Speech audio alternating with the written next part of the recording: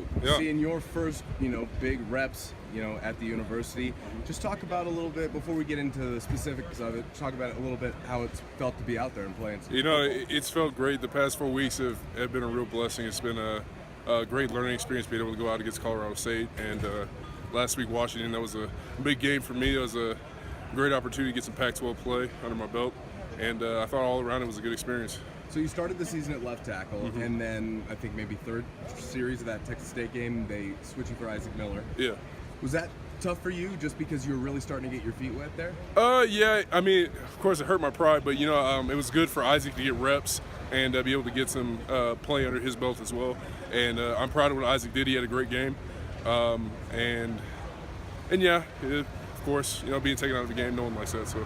But what about the next game? You're then starting at right tackle. What was that transition like for you? And did you know, how long in advance did you know that was I found out that Monday of UNC, be playing right tackle. I practiced right tackle through fall camp. I've always practiced taking sets at right, the footwork for right tackle. So it wasn't like a big transition. It's always weird to switch your feet and get back to it, but all in all, it was a smooth transition back to right. Over your career and in high school, how many positions along the O-line have you played? I didn't play O-line until my senior year of high school. Played left tackle. Came here, played tackle my redshirt freshman year, and then got to left guard under Gary Bernardi. And then when Coach Adams came back in, he had me at guard for a little bit still, but he wanted to see me at tackle because I had expressed my ability to play tackle and made that move, so capable of playing either side at guard or tackle.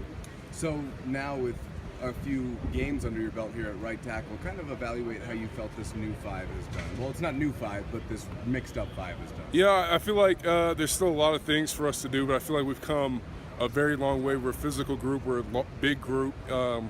Weight-wise, I think we're one of the heaviest the O-line has been in a long time. So I think, we just got to get clicking on all cylinders again and just get back to our groove and just keep going. When you watch that Washington game, offensively, it seems like you guys really held your own, but after a while, the dam just broke. Feels like you only get so many chances to beat a good team like that. On film, kind of, what was your takeaways from the game? I feel like we were able to run the ball, and we did a good job of getting 5 or 6 yard gains, but we didn't get explosive runs. We didn't get the 40, 50-yard gains that we needed to really make a statement in that game and solidify on the scoreboard. But just on film, Washington's a great team. They're a good football team. They're one of the best in the Pac-12, and we just had to play to a higher caliber for the entire game. We started off great. Our first drive was great, 12 plays, score, touchdown. But from there, we just got to keep going, keep swinging. Talk about playing with Steven a little bit, because even he was critical of himself for getting out of the pocket a little bit too early. How tough is that for an offensive lineman when the quarterback's break and contain that fast? It's on our job to hold up and keep that pocket. It's just tough because we don't know where Steven is. Right. And